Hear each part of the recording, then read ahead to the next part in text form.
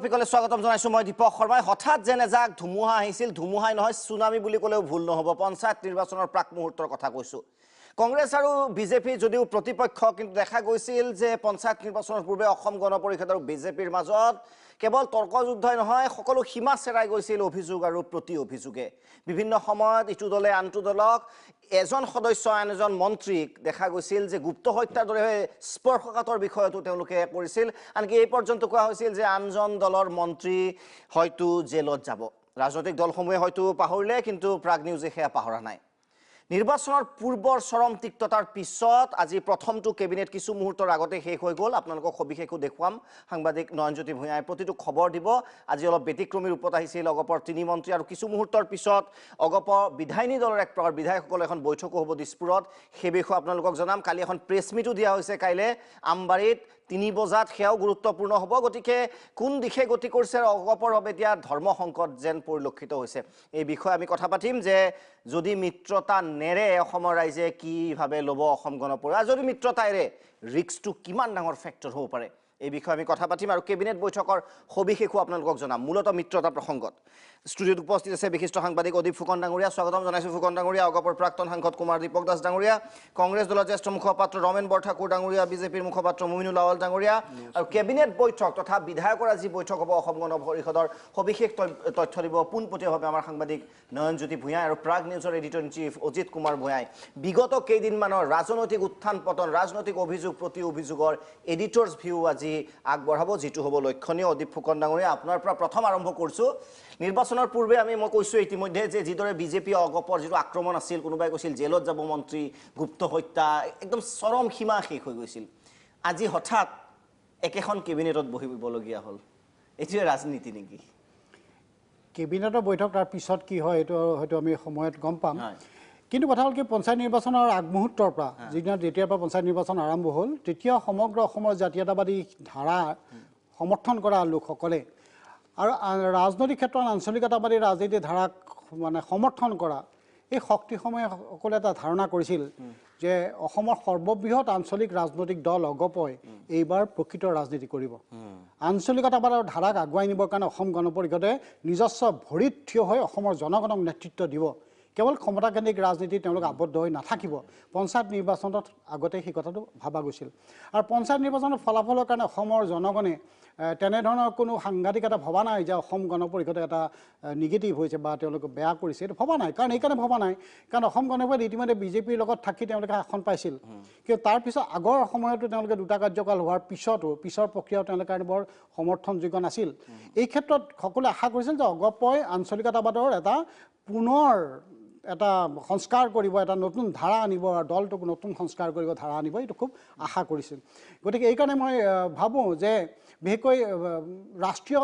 ধাৰা আৰু আঞ্চলিকতাবাদৰ ধাৰা এই বৰ দীৰ্ঘদিনৰ কাৰণে কেতিয়াও বন্ধুত্বপূৰ্ণ হ'বই নোৱাৰে কাৰণ দুইটা বিপৰীত দিশত সেই সময়ত কংগ্ৰেছক আঁতৰ কৰিবৰ কাৰণে বিজেপিয়ে কয় কংগ্ৰেছৰ এজিপিয়ে কয় যে কংগ্ৰেছক উৎখাত কৰিবৰ কাৰণে একত্ৰিত হৈছিল হৈ গ'ল চৰকাৰ হ'ল কংগ্ৰেছক উৎখাত কৰিলে এতিয়া উৎখাত কৰাটোৱে যেটো মূল বিষয় আছিলে বাকিখিনি বিষয় যেটো বিজেপিৰ লগত তেওঁলোকৰ মানে একেমত নহয় গতিকে বিভিন্ন বিষয় গতিকে স্বাভাৱিকভাৱেই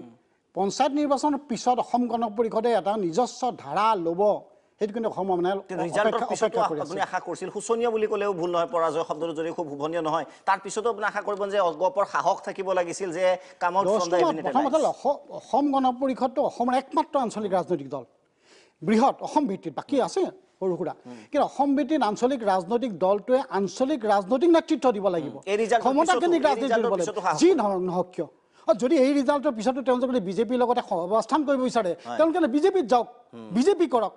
তেওঁলোকে যদি আঞ্চলিক ৰাজনীতি কৰিব বিচাৰিছে তেনে আঞ্চলিক ৰাজনৈতিক ধাৰাক তেওঁলোকে প্ৰতিনিধিত্ব কৰিব লাগিব তেওঁলোকে যদি ভাবিছে আমাৰ 14জন বিধায়কৰ স্বাৰ্থত আমি কাম কৰিব লাগিব 14জন বিধায়কে বিজেপিৰ আঁতৰি গ'লে তেওঁলোকে সহায় নাপাব বা তেওঁলোকে যদি ভাবে যে আমি লোকসভা 2টা সিট পাম 2টা সিট নাপালে আমাৰ অসুবিধা হ'ব এই ধৰণৰ কথাবিলাক যদি ভাবে তেতিয়া মই ভাবো যে এইটো আঞ্চলিক ৰাজনৈতিক দল নহয় কুমাৰ দীপক দাস ডাঙৰীয়া আঞ্চলিক ৰাজনৈতিক দল নহয় নিৰ্বাচনৰ আগত আশা কৰা হৈছিল যদি ভাল ফলাফল হয় এইটো চেড হ'ব কিন্তু এতিয়া হয়তো অসমৰ ৰাইজে ভাবিছে যে শব্দটো বেয়া কিন্তু কিছুমান শব্দ ডাইৰেক্টলি হ'ব লাগে বিশেষকৈ বাৰ্নিং জবে আত্মসমৰ্পণ কৰিব আৰু লাহে লাহে বিজেপিৰ ওচৰত যে বেলেগ উপায় নাই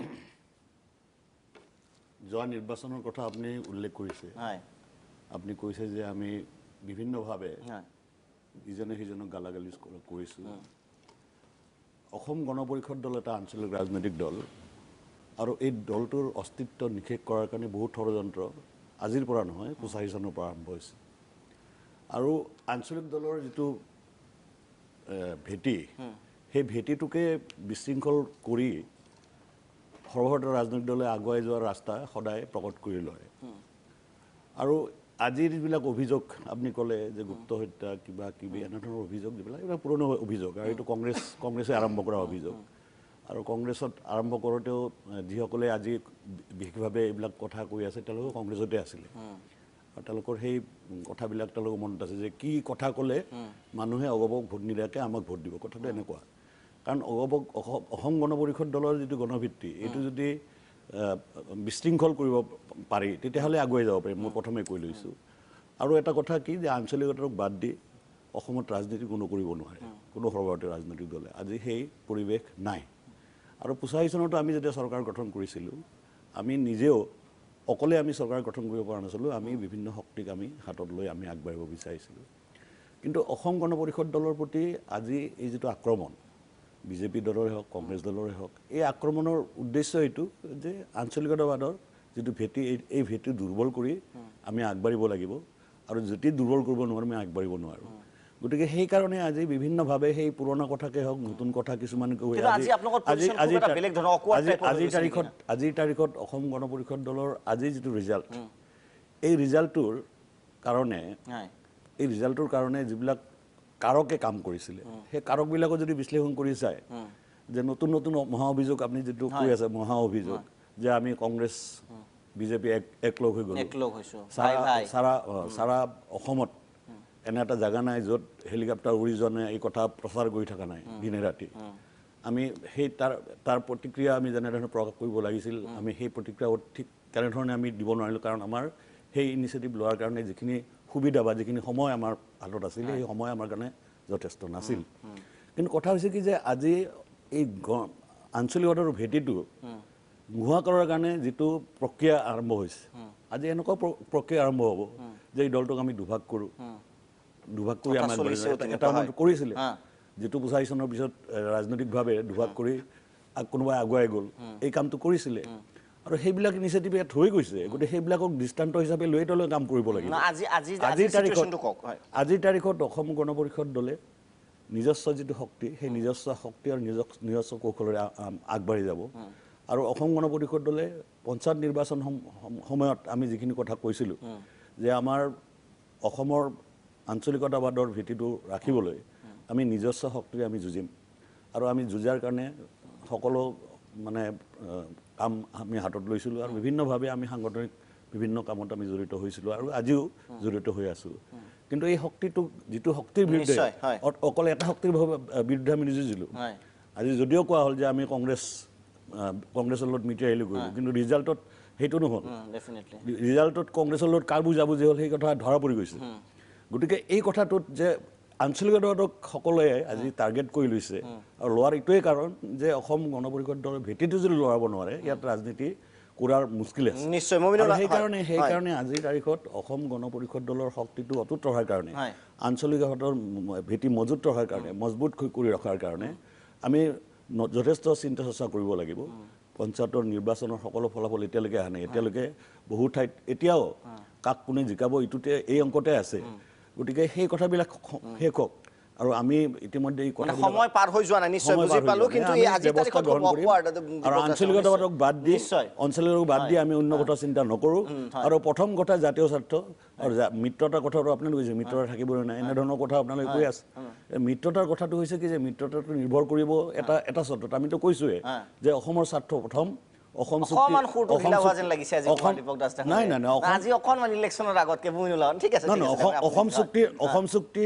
চুক্তিৰ ৰূপায়ণৰ স্বাৰ্থ প্ৰথম আৰু যিখন বিধ্বংসী বিল আহিছে সেই বিলখন সম্পৰ্কত বিজেপি দলৰ কাৰণ আজি তেওঁলোকে আনিছে বিজেপি দলৰ নিজৰ বক্তব্য কি সেই কথা স্পষ্টভাৱে নজনা পৰ্যন্ত আমি আমাৰ কৌশল আমি লৈ থাকিম আৰু আমি সিদ্ধান্ত লৈ থাকিম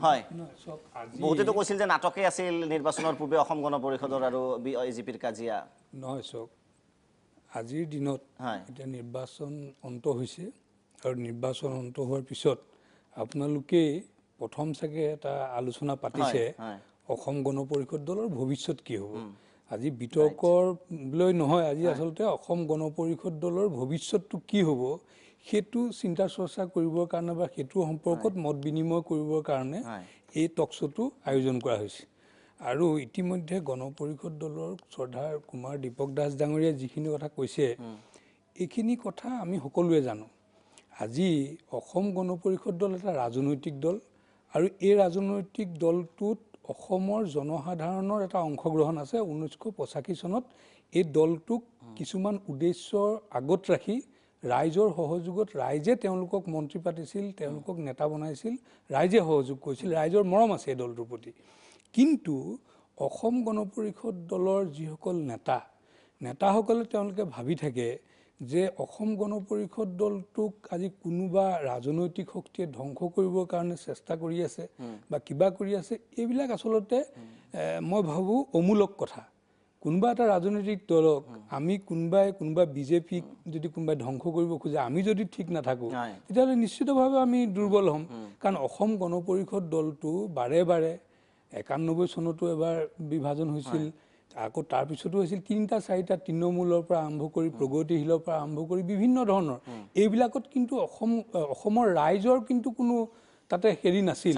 স্বাৰ্থ নাছিল বা ৰাইজৰ স্বাৰ্থ নাছিল আৰু ৰাইজেও সেই কথাবিলাকত উৎসাহ দিয়া নাছিল কেৱল অসম গণ পৰিষদ দলৰ নেতাসকলৰ খোৱা কামোৰাৰ বাবে তেওঁলোকে এই দলবিলাক গঠন কৰিছিল আৰু আজিৰ দিনতো মই ভাবোঁ যে অসম গণ পৰিষদ দলত ক'ৰবাত নহয় ক'ৰবাত ইয়াতে এটা বিভাজন এটা আছে মানে কাৰ নেতৃত্বত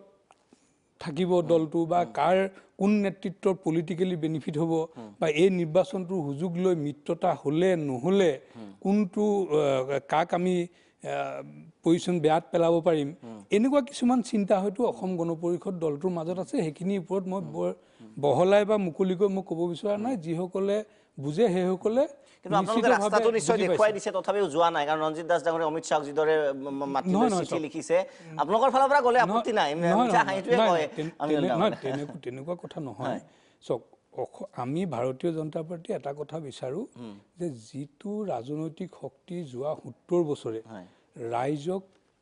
ৰাইজৰ যিখিনি অভাৱ অভিযোগ বা ৰাইজক যি প্ৰতাৰণা কৰিলে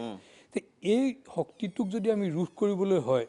এই ৰোধ কৰিবলৈ হ'লে আমি সকলোবিলাক কংগ্ৰেছ বিৰোধী সকলোবিলাক শক্তি একত্ৰিত হৈ সেই শক্তিটোৰ বিৰুদ্ধে আমি যুঁজ দিব লাগে আৰু সেইকাৰণে ভাৰতীয় জনতা পাৰ্টিয়ে 2016 চনত আমি জানো যে অসম গণ পৰিষদ দলৰ ৰাজনৈতিক স্থিতি কি আছে বা অসমৰ ৰাইজেও জানে তথাপিও অসম গণ পৰিষদ দলৰ লগত আমাৰ মিত্ৰতা হৈছিল আৰু সেই মিত্ৰতা ইয়াত হোৱা নাই ৰাজ্যিক লেভেলত হোৱা নাই এইটো ৰাষ্ট্ৰীয় লেভেলত মিত্ৰতা হৈছে আৰু তাৰ কাৰণে আমাৰ দলৰ বহু মানুহে মানে ৰাজনীতিৰ বলি হ'বলগীয়া হৈছে বা যিটো ত্যাগ কৰিবলগীয়া হৈছে চেক্ৰিফাইচ কৰিবলগীয়া হৈছে তৎসত্ত্বেও আমি অসম গণ পৰিষদ দলক এইকাৰণে বিচাৰিছিলোঁ যে এই অসম গণ পৰিষদ দলটোৰ এটা ইতিহাস আছে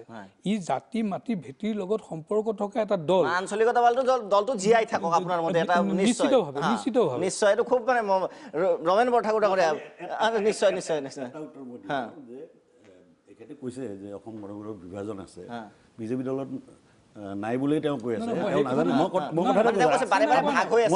আপুনি কওঁতে মই কোৱা নাই ৰিপ্লাই দিব মই কৈ আছোঁ ৰাজনৈতিক দল বিজেপি দলত কি বিভাজন আছে আজি ৰাফেলৰ যিখন এই লৈ তাতে আন্দোলন কৰি আছে প্ৰেছ মিট কৰিছে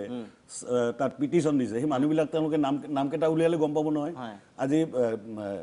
তামিলনাডুত গৈ মানে দক্ষিণাট্যত গৈ কোনে বিজেপিৰ লিডাৰ গৈ মিটিং কৰিলে বিজেপিৰ বিভাজনো ডেফিনেটলি আছে পুৰণা সেই কথাবিলাক এখেতে পাহৰি যোৱাৰ কাৰণে ৰিমাইণ্ড কৰিলে বৰঠাকুৰ ডাঙৰীয়া কথাটো হৈছে কি যে দল এটাত সেইবিলাক থাকিব কিন্তু আঞ্চলিকতাবাদৰ ভেটিত মই কথা কৈ আছোঁ অসমত আঞ্চলিকতাবাদৰ ভেটি লৰাবলৈ আঞ্চলিকতাবাদ মানে অসম গণ পৰিষদ নহয় মই জানো আঞ্চলিকতাবাদৰ মই কোৱা নাই আপুনি ক'ব মোক ক'ব দিয়ক আপুনি ৰিপ্লাই দিব মই কৈ আছোঁ আপুনি কথা কওঁতে মই এক মিনিট কোৱা নাই আঞ্চলিকতাবাদৰ ভেটি লৰাবলৈ বহু ষড়যন্ত্ৰ হৈছে আৰু হ'ব আৰু হৈ থাকিব কিন্তু অসমৰ আঞ্চলিকতাবাদ কোনোবাই নস্তাত কৰি ষড়যন্ত্ৰ সম্ভৱ নহয় বৰঠাকুৰ ডাঙৰীয়া আপোনাৰ ওচৰত আহিব নিৰ্বাচনৰ আগত কি হৈছিল এতিয়া কি হৈছে বুলি ভাবে কংগ্ৰেছে দূৰৰ পৰা চাই আছে চাওক আমি আগতেও কৈছিলোঁ বা এই ষ্টুডিঅ'টো মই কৈছিলোঁ যে অসম গণ পৰিষদ আৰু বিজেপিৰ যিটো মিত্ৰতা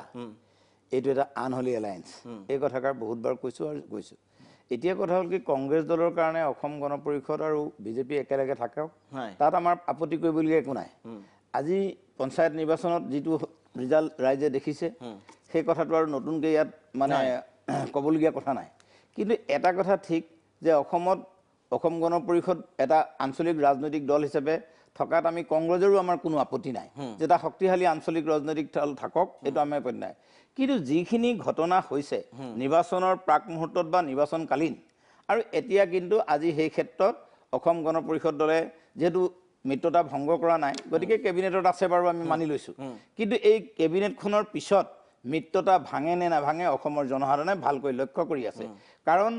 অগপ দলৰ সভাপতিয়ে এটা কথা কৈছিলে যে এইটোতো আৰু এনেকুৱা নহয় যে 1 মিনিটত ভাঙি দিম চুক্তি স্বাক্ষৰ হ'লেই আমি ভাঙি দিম আৰু লগতে কৈছিলে যে এইটো মানে ডাইভোৰ্চ নহয় যে ফেমিলি কোৰ্টৰ বিবাদ বহুত টাইম লাগে কিন্তু এতিয়া কিন্তু মই অসম গণ পৰিষদৰ সভাপতিজনৰ এই কথাটোত এইটোৱে ক'ব খুজিছোঁ এইটো ফেমিলি কোৰ্টৰ বিবাদ ডাইভোৰ্চ হওঁতে তেওঁলোকৰ বহুত নিশ্চয় খুব খুব সংক্ষেপে কৈছে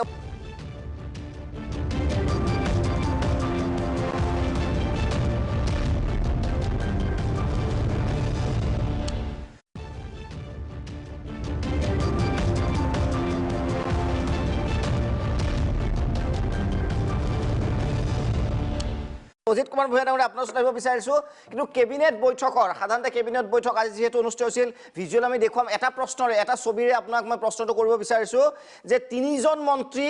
এখন গাড়ীত আগত আছিল ফণীভূষণ চৌধুৰী পিছত আছিল কেশৱ মহন্ত আৰু অতুল বৰা এখন গাড়ীত গৈছিল কি আচলতে বুজাইছে অকমান লজ্জা ভাৱ এটা আছিল নেকি কেবিনেটত যোৱাত ৰাজনৈতিক সমীকৰণে কি কয় অজিত কুমাৰ ভূঞা তুমি এটা খুব মোৰ কাৰণে এইটো প্ৰশ্ন খুব বেছি মানে হেৰি নহয় তুমি এটা অদ্ভুত প্ৰশ্ন কৰিছা মোক সেইটো প্ৰশ্নৰ উত্তৰ মই কেনেকৈ দিম বহুত কাৰণত একেলগে 3জন যাব পাৰে হয়তো একেলগে আছিলে গতিকে গাড়ী এখনত উঠি একেলগে গুচি গ'ল আৰু তেওঁলোকে যোৱাৰ আগতে হয়তো কথা কিছুমান পাতি আছিলে এইবোৰ শেষ নহ'ল আকৌ গাড়ীতে পাতি গুচি গ'ল এতিয়া গাড়ীখনত একেলগে যোৱাটো আমি যিধৰণে তুমি যিধৰণে লৈছা আৰম্ভণিৰ পৰা কথাটো এনেকুৱা তুমি ভাবিছা যে আজি কেবিনেট বৈঠক অনুষ্ঠিত হ'ব আৰু ইমান এটা হুলস্থুলৰ পিছত ধুমুহাৰ পিছত স্বাভাৱিকতে মানে শত্ৰু বুলিয়ে কৈছোঁ এতিয়া নিৰ্বাচনত শত্ৰু মিলিত হ'ব গতিকে তেওঁলোকৰ মুখৰ পৰা নেতাসকলৰ মুখৰ পৰা আমি কিবা শুনিবলৈ পাম নেকি মানে অসমৰ ৰাইজে কিবা শুনিবলৈ পাব নেকি সেই দৃষ্টিকোণৰ পৰাই তুমি নিশ্চয় কেবিনেটখনত গুৰুত্ব আৰোপ কৰিছা আৰু তাৰে পটভূমিত 3গৰাকী মন্ত্ৰী একেলগে যোৱা কথাটো নিশ্চয় গুৰুত্ব আৰোপ কৰিছা গতিকে মই তাৰ হাত ধৰি এইটো ক'ব খুজিছোঁ যে হয় আজি নিয়ম এটা আছে তেওঁলোকৰ মিত্ৰতা শেষ হৈ যোৱা নাই কেবিনেটলৈ গৈছে 3জন মন্ত্ৰী কিন্তু সকলো কথাটো আৰু নিয়মৰ মাজেৰে নহয় তেওঁলোকেনো ক'ত নিয়ম মানিলে পঞ্চায়ততো একো মিত্ৰতা নাথাকিলে বেলেগে খেলিলে কুকুৰে কাঁইট নোখোৱাকৈ ইজনে সিজনক গালি পাৰিলে গতিকে যেতিয়া সুবিধা হ'ব তেতিয়া নিয়মৰ কথা ক'ব আৰু যেতিয়া তেওঁলোকৰ সুবিধা হ'ব তেওঁলোকৰ সেই ধৰণে উত্তৰ দিব এই কথাটো ৰাইজে মানি ল'ব নোৱাৰে গতিকে গোটেই পৰিস্থিতিটো সৰ্বসাধাৰণ ৰাইজে অসমৰ ৰাইজে বা আঞ্চলিকতা বা জাতীয়তাবাদী সংগ্ৰামত বিশ্বাস কৰা মানুহে খুব ভালদৰে পৰ্যবেক্ষণ কৰিছে মানে কথাটো এনেকুৱা যে আজি কেবিনেট বৈঠকলৈ তেওঁলোক গৈছে যাওক আমাৰ ক'ব লগা নাই হয়তো কিন্তু কেবিনেটলৈ যোৱাৰ আগতে বা কেবিনেট শেষ হৈ যোৱাৰ পিছত অন্ততঃ অগপ মন্ত্ৰীসকলৰ পৰা সভাপতিৰ ফালৰ পৰা কাৰ্যবাহী সভাপতিৰ ফালৰ পৰা কিবা এটা শুনিবৰ কাৰণে ৰাইজৰ কিন্তু আগ্ৰহ আছিল এইটো ভুল নেকি এই যে ৰাইজে কিবা এটা শুনিব খুজিছে তেওঁলোকৰ জানিব খুজিছে সেইটো ৰাইজৰ ভুল নহয় কাৰণ তেওঁলোকে এনেকুৱা এটা পৰিস্থিতি সৃষ্টি কৰিলে য'ত ৰাইজৰ এটা এক্সপেক্টেশ্যন থাকে যে এওঁলোকে কেবিনেট বৈঠকলৈ যোৱাৰ আগতে অন্ততঃ কিবা এটা হুংকাৰ দি যাব বা কেবিনেট বৈঠক শেষ হোৱাৰ পিছত কিবা এটা হুংকাৰ দিব এই ধৰণে আশা কৰাটো ৰাইজৰ কোনো ভুল নাছিল এতিয়া কথা হ'ল এইটো আমাৰ অদীপ ফুকনে খুব সঠিকভাৱে কৈছে যে আৰু সেইটোলৈ যোৱাৰ আগতে মই এইটো কথাও কৈছোঁ কুমাৰ দীপক দাসৰ কথাত ধৰি আমি বহু দিনৰ পৰা কৈ আহিছোঁ তেওঁলোকে যি সময়ত বিজেপিৰ লগত মিত্ৰতা কৰি ক্ষমতা দখল কৰিলে সেইটো বাৰ বাস্তৱ পৰিস্থিতিৰ দাবী আছিল মানি ল'লোঁ আমি অৱশেষত কিন্তু সেইটো সময়ত তেখেতসকলে কোৱা নাছিল, আমি কৈছিলোঁ যে এটা বিজেপিৰ দীৰ্ঘদিনীয়া এজেণ্ডা আছে। সেই এজেণ্ডাটো হ'ল যে ক্ৰমান্বয়ে তেওঁলোকে অগপক গিলি আনি নিশেষ কৰি পেলাব। গতিকে তেওঁলোকে সেই পৰিকল্পনা লৈ কাম কৰিছে আৰু সেইটোত অগপৰ যিটো কৌশলৰ প্ৰয়োজন আছিল, যিটো ৰণকৌশলৰ প্ৰয়োজন আছিল, সেই ৰণকৌশল নিৰূপণ কৰাত তেওঁলোক ব্যৰ্থ হৈছে। সেইটো বাস্তৱে এতিয়া প্ৰমাণ কৰি দিছে। আজি প্ৰশ্ন উঠিছে যে অমিত শ্বাহ সৰ্বভাৰতীয় সভাপতি ভাৰতীয় জনতা পাৰ্টি, অমিত শ্বাহে ক'ব মিত্ৰতা থাকিব আৰু তোমালোক মনে মনে থাকিবা, এনেকুৱা কথা হ'ব পাৰে নেকি? ইয়াত হিমন্ত বিশ্ব শৰ্মা, ৰঞ্জিত দাস, সৰ্বানন্দ সোণোৱাল সকলোৱে একেবাৰে ধ্বংস কৰি পেলাব মুকলিকৈ, আৰু তাৰপিছত অমিত শ্বাহে কৈ দিব যে নহয় মিত্ৰতা থাকিব আৰু সেইকাৰণে আমাৰ অগপ নেতাসকলে মনে মনে বহি থাকিব। এই দৃশ্য অসমৰ আঞ্চলিকতাবাদত বিশ্বাস কৰা ৰাইজে চাব নোখোজে। এই দৃশ্য তেওঁলোকে কোনো কাৰণত তেওঁলোকে সহ্য নকৰে। গতিকে আজি এটা নিৰ্বাচনৰ ফলাফল ঘোষিত হ'ল। এই নিৰ্বাচনৰ ফলাফলৰ পৰ্যালোচনা তেওঁলোকে কি কৰিছে আমি নাজানো, কাইলৈ সংবাদমেলত কি কয় আমি নাজানো। কিন্তু এইটোতো ঠিক যে যেতিয়া তৰুণ গগৈ শেষৰটো কাৰ্যকালত নিৰ্বাচন অনুষ্ঠিত হৈছিল পঞ্চায়তৰ, শেষৰটো মানে কেলৈ কৈছোঁ মই, সাংঘাতিক। সেই সময়ত জনপ্ৰিয়তা একেবাৰে নাথাকে, চাৰিওফালৰ পৰা সমালোচনা। তেতিয়া মুখ্যমন্ত্ৰীয়ে কিন্তু কোনো প্ৰচাৰ কৰিবলৈ যোৱা নাছিল, কোনো সাংঘাতিক একো কথা নাছিলে, তাতেই বহি তৎসত্ত্বেও 70% আসনত বেছি আসন তেওঁলোকে দখল কৰিছিল, হয়নে? মই নিশ্চয় ভুল কৰা নাই। আৰু আজি কংগ্ৰেছে আঢ়ৈ বছৰীয়া শাসনৰ পিছত তেওঁলোকে 50% আসনতকৈ বেছি ফল মানে দেখুৱাব পৰা নাই। এইটো কিহৰ স্পেক্টেকুলাৰ ভিক্টৰী হ'ল? এইটো কেনেকৈ উৎসাহজনক কথা হ'ল বিজেপিৰ কাৰণে? গতিকে তেওঁলোকৰ কথাৰ আঁৰত গোটেই ৰহস্যটো লুকাই আছে। সেইটো হ'ল যে তেওঁলোকে ভাবিছিলে এইবাৰ চাৰিওফালৰ পৰা আক্ৰমণ কৰি ৰণকৌশল নিৰ্ধাৰণ কৰি তেওঁলোকে ভাবিছিল যে অগপ সম্পূৰ্ণ যদি নিশেষ কৰি দিব পাৰি, কঁকাল ভাঙি পেলাব পাৰি, আমি যদি আমাৰ বিজয় সাব্যস্ত কৰিব পাৰোঁ তেতিয়াহ'লে আমি তেওঁলোকলৈ পিঠি দি দিম। তেওঁলোকৰ ব্যৱহাৰত অগপক লৈছে, অগপক ভাল পায় নহয়। গতিকে সেইটোত যদি দেখিলে যেতিয়া যে সেইটো নহ'ল, আজি তেওঁলোকে কৈছে যে হয় অগপৰ পিঠিত উঠি বিজেপি এইবোৰ কথা হ'ব পাৰে, কিন্তু অগপৰ লগত নথকাৰ কাৰণে আজি বিজেপিৰ এই দুৰ্দশা হ'ল। কংগ্ৰেছৰ ইমান উত্থান হ'ল, কংগ্ৰেছেতো আৰু 15 বছৰ তেওঁলোকৰ এণ্টি ইনকামবেঞ্চি আছিলে পঞ্চায়ত হেৰিয়াত, বহুত দুৰ্নীতি হৈছিল কংগ্ৰেছৰ দিনত, আমি ভাগৰি গৈছিলোঁ কৈ। পঞ্চায়ত আৰু গ্ৰামোন্নয়নতে সৰ্বাধিক দুৰ্নীতি হৈছিল তৰুণ গগৈৰ দিনত। গতিকে মই এই তথ্যটো এইকাৰণেই কৈছোঁ যে তেওঁলোকে এতিয়া কৈছে যে অগপৰ মিত্ৰতা নালাগে বুলি কোৱাৰ আঁৰত এইটো আছে, অগপই ঠিক কৰিব মিত্ৰতা থাকিব নে নাথাকে, তেওঁলোকৰহে প্ৰয়োজন আছে। এই কথাবোৰ এইকাৰণে কৈছে যে অগপ থাকিলে অহা নিৰ্বাচনত তেওঁলোকে নিশ্চিন্ত মনে তেওঁলোকৰ জয়যাত্ৰা অব্যাহত ৰাখিব পাৰে। কিন্তু একে সময়তে এইটো ঠিক যে সম্পূৰ্ণ অগপৰ যিটো ভেটি আছিলে সেইটো সম্পূৰ্ণ নিচ্ছিন্ন হৈ যাব। আৰু বিশ্বাসযোগ্যতা সেইটো কথা আমি পিছত পাতিম বাৰু, কিন্তু অসম গণ পৰিষদে ৰাইজক এই মুহূৰ্তলৈকে কিন্তু আশ্বস্ত কৰিব, কিমান কোৱা হৈছে তেওঁলোকক, কিন্তু তেওঁলোকে জনসাধাৰণক যদি সেই ধৰণেই ভাবি লয় অন্য দলবোৰৰ দৰে, আজি বিজেপিৰ প্ৰতিনিধিগৰাকীয়ে যিটো কৈছে সেইবোৰ কথা আজি কোৱা অৰ্থহীন, কাৰণ কংগ্ৰেছ শূন্য নহ'ল। আজি উত্তৰ পূৰ্বাঞ্চলত 5খন নিৰ্বাচনত বিজেপি শূন্য হ'ল এফালৰ পৰা, মানে এটা অৰ্থত ক্ষমতাৰ প্ৰশ্নত, ক্ষমতাৰ পৰা গ'ল 5খন নিৰ্বাচনত। তেওঁলোকে মেঘালয়ত 2জন মানুহক লৈ পেলাই হুলস্থুল লগাইছিলে, ফটকা ফুটাইছিলে। মিজোৰামত এজন মাত্ৰ জিকিলে, তাত আৰু যেনিবা সেই কামটো কৰিবলৈ তেওঁলোক যাব নোৱাৰিলে। গতিকে এটা বতাহ বলিছে দেশত, সেইটো বিজেপিৰ বিৰুদ্ধে বতাহ বলিছে। গতিকে অগপই এতিয়া ভাবিব লাগিব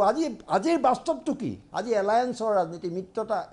কোৱালিশ্যন গভৰ্ণমেণ্টৰ ৰাজনীতি। আজি কোনো দলে সংখ্যাগৰিষ্ঠতা নাপায়, ক'ৰবাত আঞ্চলিক দল, ক'ৰবাত কিবা। মই দীঘলীয়া নকৰোঁ, খালি এইটোৱে মই কুমাৰ দীপক দাসক ক'ব খুজিছোঁ যে আপোনালোক এসময়ত যিটোত আছিল, আজি চন্দ্ৰবাবু নাইডুৱে আজি বিৰোধী ঐক্য গঠনত এটা ডাঙৰ ভূমিকা পালন কৰিছে। আজি বিজেপিয়ে মায়াৱতীয়ে কি কয় তালৈ চাই আছে, মমতা বেনাৰ্জীয়ে কি কয় তালৈ চাই আছে, আৰু একে সময়তে সেই বিজেপিয়ে অসম গণ পৰিষদৰ নেতাক তুচ্ছ তাচ্ছিল্য কৰাই নহয় চৰম অপমান কৰিছে আৰু ইয়াৰ জৰিয়তে অসমৰ আঞ্চলিকতাবাদত বিশ্বাসী মানুহক একেধৰণে অপমান কৰিছে কিন্তু এই অপমানৰ কথা যদি আপোনালোকৰ নেতৃত্বই বুজি নাপায় এতিয়াও যদি মিত্ৰতাত থাকি পেলাই এটা বেলেগ কাৰণ থাকিব পাৰে তাত কিন্তু মূল কথাটো হ'ল যদি একেলগে থাকে তেতিয়াহ'লে আপোনালোকৰ ধ্বংস অনিবাৰ্য নিশ্চয় আজি কেবিনেটত মই পুনৰবাৰ কৈছোঁ কেবিনেটত যিটো দৃশ্য হয়তো দেখা পোৱা গ'লহেঁতেন সাধাৰণতে কি হয় বিদ্যালয় যেতিয়া আগতে শ্ৰেণী পাঠদান নথকাৰ সময়ত চিঞৰ বাখৰ চলি থাকে বিশৃংখল চলি হেড ছাৰ উমায়ৰ লগে লগে সকলো নিজৰ স্থানত চব ভদ্ৰ হৈ পৰে আজি কেবিনেটত দুইটা পক্ষকে প্ৰায় তেনেকুৱাই দেখা গ'ল অগপই 2.5 বছৰৰ কাৰণে মন্ত্ৰী হৈ থাকিব কিন্তু অদূৰ ভৱিষ্যতে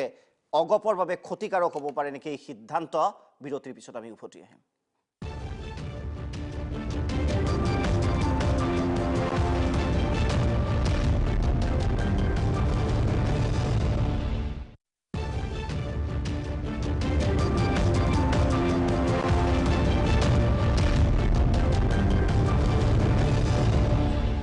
উভতি আহিছোঁ বিৰতিৰ পিছত দ্য বাৰ্ণিং টপিকলৈ অধিক ফুকন ডাঙৰে ষ্ট্ৰেট এৱে আকৌ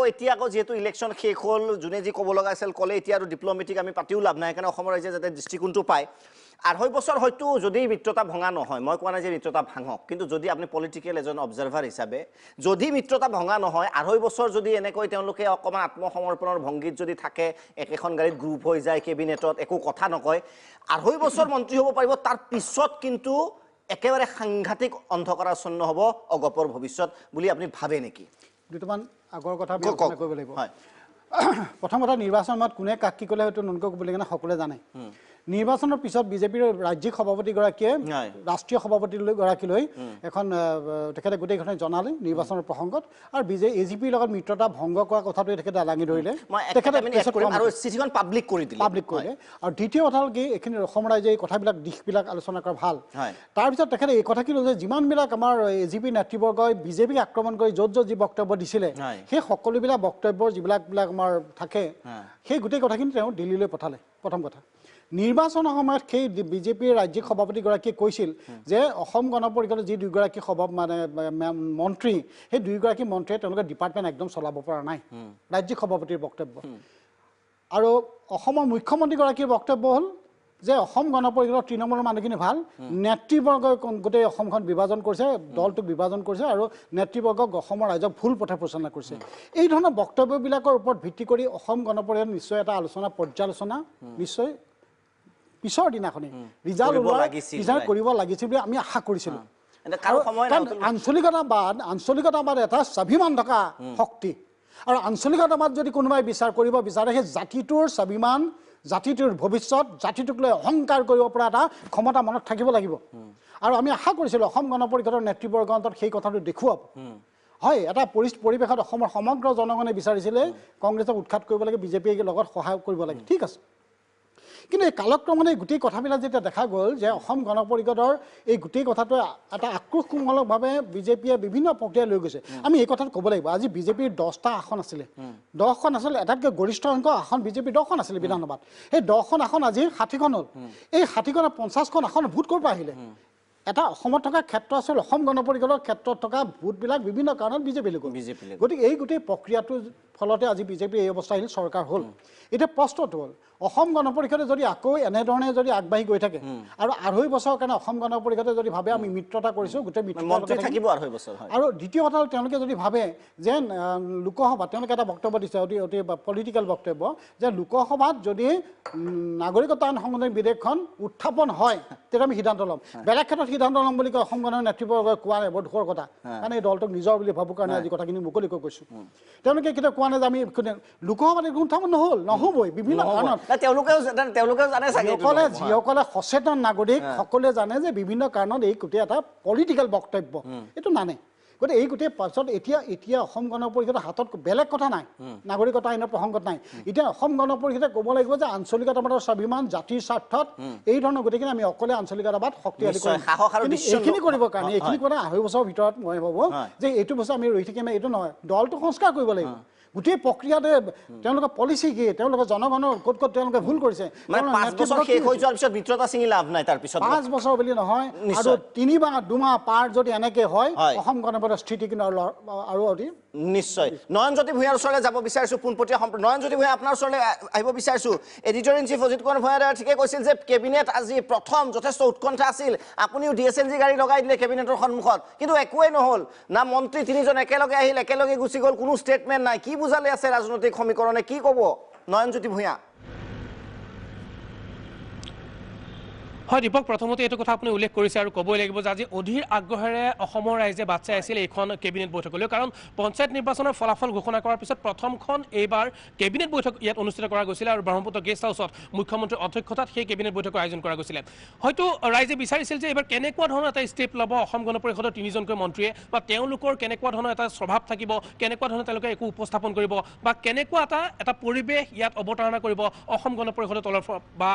বিজেপিৰ ফালৰ পৰা কিন্তু দেখিবলৈ পোৱা গ'ল যে তেনেধৰণৰ বিশেষ একো পৰিৱেশ নহ'ল ইয়াত কিছুমান তেওঁলোকে যি সিদ্ধান্ত গ্ৰহণ কৰিছে কেবিনেটৰ সিদ্ধান্ত ইতিমধ্যে আমাৰ ব্ৰেকিং নিউজত আহি আছে তলত ৰাইজে দেখি আছে যে কিবোৰ সিদ্ধান্ত গ্ৰহণ কৰিছে কিন্তু অসম গণ পৰিষদৰ আজি এই 3জন মন্ত্ৰী অতুল বৰা ফণীভূষণ চৌধুৰী কেশৱ মহন্ত তেওঁলোকৰ যদি আমি বডি লেংগুৱেজটো চাওঁ তেতিয়াহ'লে দেখা পোৱা গৈছিল যে তেওঁলোক আংশিকভাৱে হ'লেও কিন্তু হতাশ হৈছে কাৰণ এটা অপ্ৰস্তুত তেওঁলোক হৈছে আৰু তেওঁলোকে এই যিটো ফেচ কৰিবলগীয়া পৰিৱেশৰ সৃষ্টি হৈছে কাৰণ তেওঁলোক 3জনে মন্ত্ৰী হৈ আছে ফলাফল তেওঁলোকৰ সপক্ষে নাহিল পঞ্চায়ত নিৰ্বাচনত আৰু তৃতীয় স্থানলৈ অৱনমিত হৈছে তৃতীয় স্থানো এনেকুৱাকৈ অৱনমিত হৈছে যে কংগ্ৰেছে এবাৰ মুখ্যম আঘাত তেওঁলোকক হনাৰ সমান্তৰালভাৱে বিজেপিয়েও মুখ্যম আঘাত আনিছে আৰু সেইকাৰণে নিজৰ স্থিতি যেতিয়া থৰক বৰক হৈ গৈছে যেতিয়া অকলে নিৰ্বাচন খেলাৰ এই সিদ্ধান্তটো ৰাইজে ভুল প্ৰমাণিত কৰিছে আৰু সেইকাৰণে আজি আমি কেবিনেটতো দেখিলোঁ যে বিশেষ কিন্তু তেওঁলোকৰ বডি লেংগুৱেজত কোনো ধৰণৰ আত্মবিশ্বাস ফুটি নুঠিল মই এটা আভ্যন্তৰীণ সূত্ৰৰ পৰা এটা খবৰ আহিছে যিহেতু কেবিনেটত আমাৰ কেমেৰা প্ৰৱেশ নিষেধ আছিলে কিন্তু তাত কিছুমান বিজেপিৰ শীৰ্ষস্থানীয় নেতা আছিল তেওঁলোকে পিছত আমাক জনোৱা মতে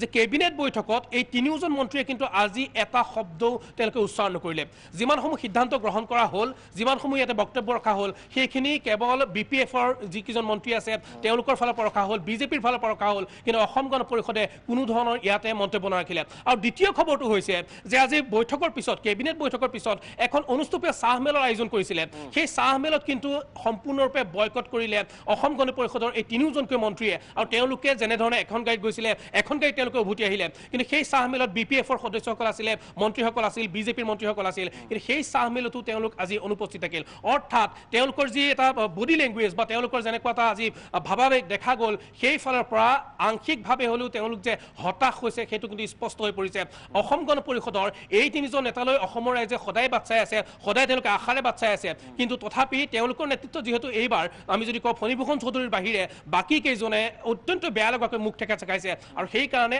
আজিৰ যিখন কেবিনেট বৈঠক ইয়াতো কিন্তু সন্তোষজনকভাৱে আমি তেওঁলোকৰ স্থিতি দেখা নাপালোঁ হতাশজনকভাৱে 3জন মন্ত্ৰী বৈঠকত সোমাল মুখদি এটা শব্দ নোলাল আকৌ বৈঠক শেষ হ'ল চাহমেলত তেওঁলোকে অংশগ্ৰহণ নকৰিলে আৰু তাৰপিছত তেওঁলোকে পোনে পোনে আকৌ ঘূৰি আহিলে এইটোৱে কি সূচাইছে সেইটো সমগ্ৰ ৰাইজে এতিয়া বুজি পাইছে যে এই যিটো মিত্ৰতা এই মিত্ৰতাত এটা ভাঙোন আহিবলৈ যেন আৰু বেছি দিন নাই তেনেকুৱা এটা ইংগিত আহিছে কাৰণ তেওঁলোকৰ যি মৌন মুখ সেই মৌন মুখে হতাশজনক এখন ছবিৰ কথা কৈ আছে আৰু যিটো সময়ত অমিত শ্বাহৰ দৰে নেতাই কৈ আছে যে আপোনালোকে AGPৰ সৈতে আগন্তুক যি লোকসভা নিৰ্বাচন আহি আছে তাত আপোনালোকে কোনো ধৰণৰ মিত্ৰতা ত্যাগ নকৰিব মিত্ৰতা আপোনালোকে কৰিব লাগিব বুলি অমিত শ্বাহে কৈছে কিন্তু ৰঞ্জিত দাসৰ নেতৃত্বত যিটো বিজেপিৰ ইয়াত শিবিৰ আছে তেওঁলোকে সেইটো হয়তো বিচৰা নাই আৰু সেইকাৰণে আজি তেওঁলোকে এটা ডমিনেটিং বিজেপিৰ যিকেইজন মন্ত্ৰী আছিল তেওঁলোকে কিন্তু এটা ডমিনেটিং নেচাৰ এই কেবিনেটত প্ৰদৰ্শন কৰিলে আৰু সেইকাৰণে হয়তো আজি হতাশজনক অৱস্থা দেখা গ'ল অগপৰ 3জন মন্ত্ৰী কিন্তু এয়া ডাঙৰ ঘোষণাৰ পূৰ্বে গুমগুমনিও হ'ব পাৰে সেইটো যদি আমি অন্য হিচাপে চাওঁ মই জানিম অজিত কুমাৰ ভূঞা আপোনাৰ এটা কমেণ্টছ ল'ম যিটো ভিতৰুৱা খবৰ বা সাংবাদিকৰ খবৰ থাকে সকলোৱে জানে কোনো ধৰণৰ মন্তব্য কৰা হোৱা নাছিল 3গৰাকী মন্ত্ৰীৰ ফালৰ পৰা আৰু চাহমেলতো অংশগ্ৰহণ কৰা নাছিল মানে অল ইজ নট ৱেল সব ঠিকে থাকে কিন্তু নাই অলপ হতাশ হৈছে কি ক'ব নহয় নয়নৰ পৰা এটা আমি তথ্য পালোঁ যে তেওঁলোকে চাহমেলত তেওঁলোকে অংশগ্ৰহণ কৰা নাই এক অৰ্থত বৰ্জন কৰিলে সেই কথাটো আমি নয়নে কোৱাৰ দৰে হতাশাৰ কাৰণে বুলি কোৱাটো মানে খুব যুক্তি নাই বৰং যদি তেওঁলোকে ক'লেহেঁতেন মই সেইকাৰণে প্ৰথমে কৈছোঁ যে তেওঁলোকে যাওঁতে বা ওলাই আহোঁতে তেওঁলোকে যদি গোটেই বিষয়টোৰ ওপৰত যদি দুটা কথা ক'লেহেঁতেন যদি ওলাই আহি এইটোও ক'লেহেঁতেন যে চাহমেল আমি বৰ্জন কৰিছোঁ এটা হেৰি হিচাপে প্ৰতিবাদ হিচাপে সেই তাৰো কিন্তু এটা ইম্পেক্ট আছিলে কিন্তু তেওঁলোকে একো নোকোৱাটো যিটো মনে মনে থাকিলে যিটো নীৰৱতা সেইটোৱে স্বাভাৱিকতে ৰহস্যৰ সৃষ্টি কৰিব। আৰু মই নাই এতিয়াও মই ক'ব খুজিছোঁ, আশা ৰাখিছোঁ যে তেওঁলোকে চাহমেল হতাশাত বৰ্জন কৰা কোনো কথা নাই। তেওঁলোকে প্ৰতিবাদেই হয়তো কৰিবলৈ গৈছিলে, কিন্তু প্ৰতিবাদ কৰিলেতো ৰাইজে জানিব লাগিব নহয়। এতিয়া বৰং এইটো এটা মেছেজ গ'ল, বাৰ্তা গ'ল যে অগপৰ নেতাসকল বা মন্ত্ৰী তিনিগৰাকী অত্যন্ত মানে ভাগি পৰিছে, তেওঁলোকৰ মুখেদি মাত নোলোৱা হৈছে, এনেকুৱা ধৰণৰ কথা এটা কৈছোঁ। মই সেইকাৰণে মনত পেলাই দিব খুজিছোঁ যে চন্দ্ৰবাবু নাইডুৰ দৰে নেতা, তেওঁৰো এদিন বেয়া অৱস্থা হৈছিল, মায়াৱতীৰ অৱস্থাও বেয়া হৈছিল, কিন্তু তেওঁলোকে ঘূৰি গৈছে। আজি চাওক নীতিশ কুমাৰ নৰেন্দ্ৰ মোদীৰ বিকল্প হিচাপে এদিন বিৰোধী দলবিলাকে তেওঁক প্ৰজেক্ট কৰাৰ কথা ওলাইছিলে। গতিকে যিজন নীতিশ কুমাৰক বিৰোধী পক্ষৰ পৰা প্ৰধানমন্ত্ৰী নৰেন্দ্ৰ মোদীৰ বিকল্প হিচাপে তুলি ধৰিব খোজা হৈছিল, তেওঁ হঠাতে গৈ কি কাৰণতে নাজানো, এইটো থাকে কিছুমান কাৰণ, কেতিয়াবা মানুহে ভুলো কৰে, হঠাৎ তেওঁৰ এটা কেলকুলেশ্যনত গণ্ডগোল হৈ পেলাই তেওঁ বিজেপিত সোমাই গ'ল। আজি নীতিশ কুমাৰৰ ইমেজ কি, নীতিশ কুমাৰৰ অৱস্থাটো কি আজি? গতিকে অসম গণ পৰিষদে যদি এইবোৰৰ পৰা শিক্ষা নলয়, ইয়াত তেওঁলোকে বহুত সভা কৰিলে, বহুত বৈঠক কৰিলে, বুদ্ধিজীৱীক মাতিলে, বিভিন্ন চিন্তাশীল মানুহক মাতিলে, অদীপ ফুকনেও জানে, আমিও গৈছোঁ সেইবিলাকত, আঞ্চলিকতাবাদৰ স্বাৰ্থত গৈছোঁ। কিন্তু তেওঁলোকে কথাবোৰ শুনে, তেওঁলোকে কয় যে আমি পৰ্যালোচনা কৰিম, নতুন আমি কৌশল ল'ম, কিন্তু তেওঁলোকে কামত একো নকৰে। গতিকে তেওঁলোকৰ এজেণ্ডা কি আছিলে পঞ্চায়ত নিৰ্বাচনত, তেওঁলোকৰ কি কয় নীতি কি আছিলে, সেই কথাবোৰ কিন্তু মানুহে অস্পষ্ট। আৰু তেওঁলোকে দেৰি কৰাৰ কাৰণে মই অতুল বৰাক সুধিছিলোঁৱে, তেওঁলোকে দেৰি মানি নল'লেও তেওঁলোকে যে দেৰি কৰিলে এইটো জানিব লাগিছিলে। এটা কৌশল যে আছিলে বিজেপি, এবাৰ আহি পেলাই এওঁলোকে চাৰিওফালে লগাই দিছে গালি পাৰিবলৈ। ৰঞ্জিত দাসেতো কেতিয়াবাই ক'লে যে পঞ্চায়ত নিৰ্বাচন আমি মিত্ৰতা নকৰোঁ, কাহানিবাতে ক'লে। আকৌ তেওঁলোকে ৰৈ থাকিলে, আমাক তেওঁ ক'লে নহ'ব, অমিত শ্বাহে ক'ব লাগিব। অমিত শ্বাহে ইয়াত ক'লে যে থাকিব, ক্ল'জৰ হেৰিয়াত ক'লে যে আমাৰ মিত্ৰতা থাকিব, আকৌ তেওঁলোক বহি গ'ল। সেইটো তেওঁলোকে ধৰিব পাৰিব লাগিছিল, অমিত শ্বাহৰ কৌশল বা বিজেপিৰ কৌশল, যে তেওঁলোকে মানে এই এটা কয়, তৎক্ষণাত আকৌ এটা কৈ পেলাই তুলি আনে, টোপ দি তেনেকৈ এটা সময় পাৰ কৰা বুলি যিটো কয়, তেওঁলোকে ধুনীয়াকৈ সময়টো পাৰ কৰি দিলে। আৰু এটা সময়ত তেওঁলোক যেতিয়া ওলাই গ'ল, আজি হেৰিয়াত মানুহ কনফিউজো হ'ল যে আচলতে মিত্ৰতা আছেনে নাই। ক'ৰবাত এনেকুৱা মানুহ আমি পাইছোঁ যে অগপৰ যে বিজেপি মিত্ৰতা নাই, এনেকুৱা বহুত ভিতৰুৱা ঠাই আছেতো, সেইবিলাকত ইমান বিশ্লেষণ নহয়। আৰু এইটো প্ৰচাৰেও কৰিলে যে এওঁলোকৰ ভিতৰি কিবা এটা আছে ইত্যাদি। আৰু বহুতে ক'ব খোজে যে মন্ত্ৰী তেওঁলোকে নেৰে, কাৰণ টকা পইচাৰ কথা আছে, দল এটা চলাবৰ কাৰণে হয়। কিন্তু টকা পইচা যদি, মই ভাবোঁ ৰাজনীতিত আদৰ্শৰ প্ৰশ্নটো হৈছে মুখ্য প্ৰশ্ন। টকা পইচাৰ কথাটো স্বাভাৱিকতে হয়, কিন্তু টকা পইচাত যদি লাগি থাকে তেওঁলোক শেষ হৈ যাবলৈ আৰু কিমান পৰ লাগিব। যদি টকা পইচাই শেষ কথা হয়, তেতিয়াহ'লে টকা থকা মানুহবিলাকে চবেই ইলেকশ্যন খেলি পেলাই মন্ত্ৰী বিধায়ক হ'লহেঁতেন। এতিয়া আমাৰ হেৰিয়ে ফুকনে কৈছে মন্ত্ৰী হৈ থকা, তুমি যিটো প্ৰশ্ন কৈছা 2.5 বছৰ মন্ত্ৰী হৈ থকা, 2.5 বছৰ যদি তেওঁলোকে, মই আজি কৈছোঁ ইয়াৰ পৰা যে যদি মন্ত্ৰী হৈ তেওঁলোক থাকিব খোজে, অহা কেইদিনমানত তেওঁলোকৰ দপ্তৰবোৰ একেবাৰে সলনি কৰি পেলাই দুৰ্বল হেৰি কৰি দিয়া হ'ব। তেওঁলোকক চাৰিওফালৰ পৰা এনেকৈ চেপি পেলাব যে সেই দপ্তৰবোৰ তেওঁলোকৰ পৰা আঁতৰাই নিব। তাৰপিছত তেওঁলোকে কি কৰিব, মানুহৰ ওচৰলৈ যাব পাৰিব নেকি তেতিয়া? দীপক দাস ডাঙৰীয়া, মানে এতিয়াই সসন্মানেৰে ওলাই অহাটো এতিয়াও সময়, ফুকন ডাঙৰীয়াই কৈছে সময় এতিয়া পাৰ হৈ গ'ল, তথাপি এতিয়াও কিবা এটা হয়তো সময় আছে। অসম গণ পৰিষদ দলৰ স্পষ্ট যিটো ঘোষণা, আজিও সেইটো স্পষ্ট হৈ আছে। অসম গণ পৰিষদ আমাৰ আমি যিখিনি বহি আলোচনা কৰিছিলোঁ, আমাৰ এক্সিকিউটিভতে হওক বা আমাৰ বিভিন্ন প্ৰতিনিধিক মাতিয়ে হওক বা আমাৰ কোষৰ যিটো উৎসৱ কোষ তাত বহিয়ে হওক, সেই আলোচনাত আমাৰ যিটো সিদ্ধান্ত আছিল সেই সিদ্ধান্তত আমি অটল আছোঁ। আজিৰ তাৰিখত আমি মিত্ৰতাত থাকিম নে নাই সেই কথাটো সম্পৰ্কতো আমি স্পষ্টভাৱে কৈছিলোঁ যে মিত্ৰতাটো আমাৰ আনুষ্ঠানিকতা বাকী আছে। সেইবাবে কৈছোঁ আপুনি স্পষ্টভাৱে আনুষ্ঠানিকতা বাকী কৈছিল বহুতবাৰ। আমি চিঠি লিখিও পঠাইছোঁ। আৰু ইয়াৰ পৰা বিজেপিৰ যিসকল লিডাৰ আছে তেওঁলোকে যিবিলাক চিঠি লিখিলে তাৰ উত্তৰত তেওঁলোকে যিখিনি ৰাজহুৱাভাৱে ক'লে যে আমি এজিপিক বিচৰা নাই, নালাগে, আজি যে অমিত শ্বাহ ডাঙৰীয়াই ক'ব বিচাৰিছে যে মিত্ৰত আমাক লাগিব, উদ্দেশ্য হৈছে লোকসভাৰ নিৰ্বাচন। লোকসভা নিৰ্বাচনৰ অজিত ভূঞা ডাঙৰীয়াই সুন্দৰকৈ প্ৰকাশ কৰিছে। লোকসভা নিৰ্বাচনত আজি দুটা ফৈদ, এটা হৈছে মহাজোঁট, এটা হ'ল NDA। আৰু মহাজোঁটৰ ফৈদত আছে সকলো আঞ্চলিক দল বা বিভিন্ন সংগঠন আজি লগ লাগিছে। কি কাৰণত? আজি বিজেপিৰ যিখিনি কৰণীয় আছিল, যিখিনি কৰণীয় তেওঁলোকৰ আছিলে, যিটো কাৰণে মেণ্ডেট এটা পাইছিলে যোৱা লোকসভাত,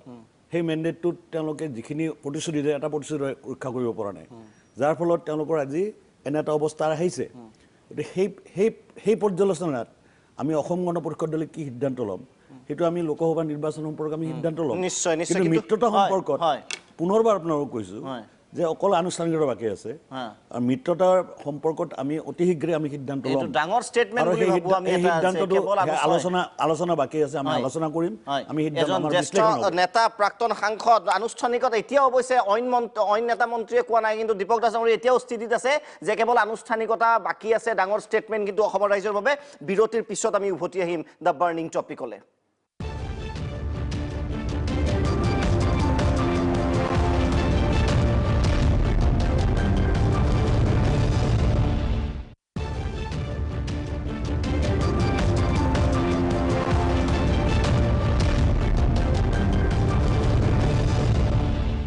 উভতি আহিছোঁ বিৰতিৰ পিছত দ্য বাৰ্নিং টপিকলৈ। আৱাল ডাঙৰীয়া আপোনাৰ ওচৰত আহিব বিচাৰিছোঁ।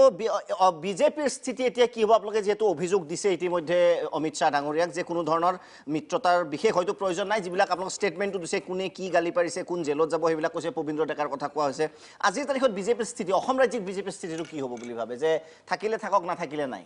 না চাওক, মিত্ৰতা থাকিব নাথাকিব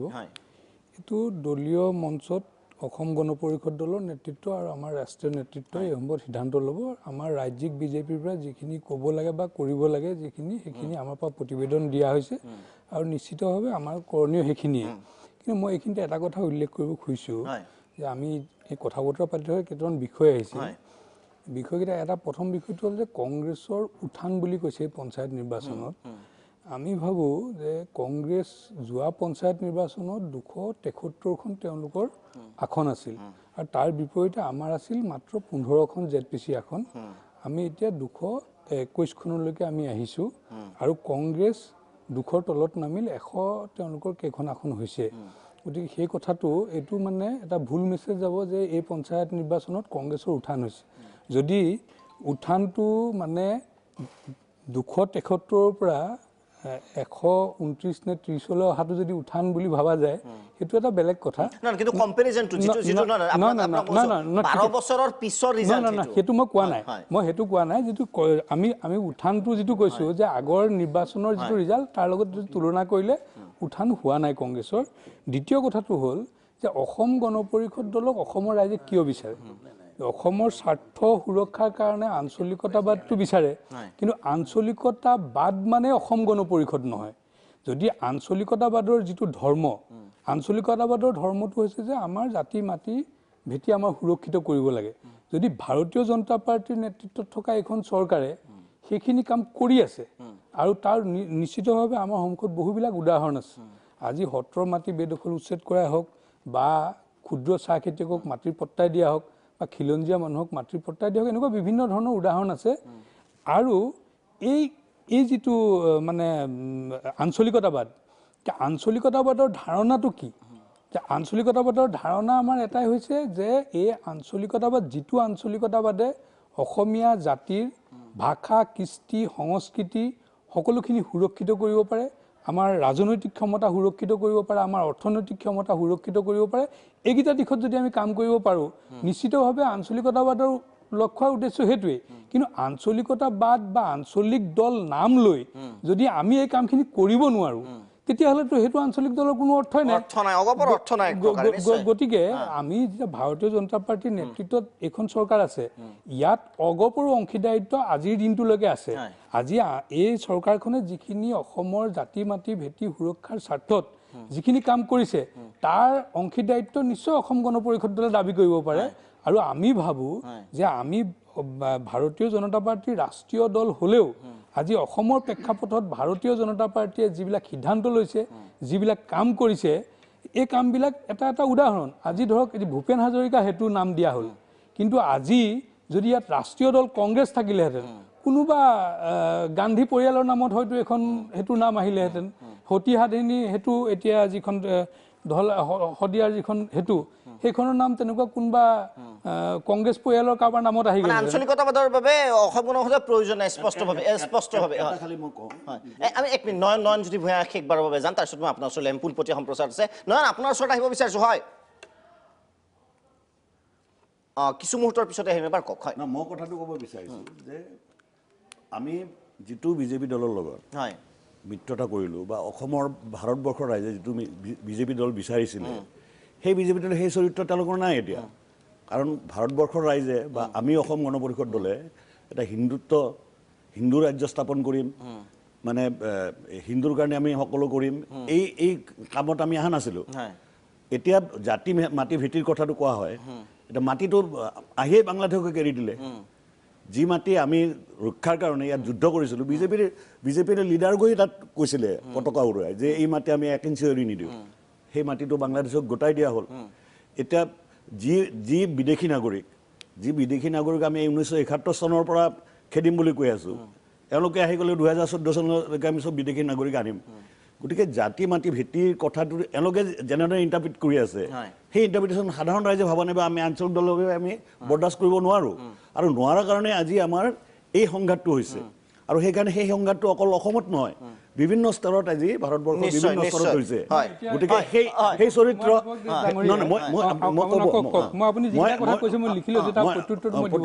আপুনি দিব আৰু এটা কথা যে এতিয়া আমি অসমৰ বা ভাৰতবৰ্ষৰ ৰাইজে বিজেপিৰ লগত সংগ কৰোঁতে বা বিজেপিক আগুৱাই দিওঁতে যিটো ইমেজ মোদী ডাঙৰীয়াৰ যিটো দিছিল সেইটো যিটো ইমেজ লৈ মানুহে বিজেপি দলক এটা সন্মান কৰিছিল অটল বিহাৰী বাজপেয়ীৰ সেই ইমেজটোৰ ওপৰত তেওঁ মানে আসন দি কনচেপ্ট এটা আছিলে কিন্তু তেওঁৰ শাসনকালত যিখিনি কাম হ'ল যিখিনি আজিলৈকে হৈ আছে বা যিখিনি হ'ব গৈছে সেইটো ইমেজ তেওঁৰ নাই বা সেই অটল বিহাৰী বাজপেয়ীয়ে যি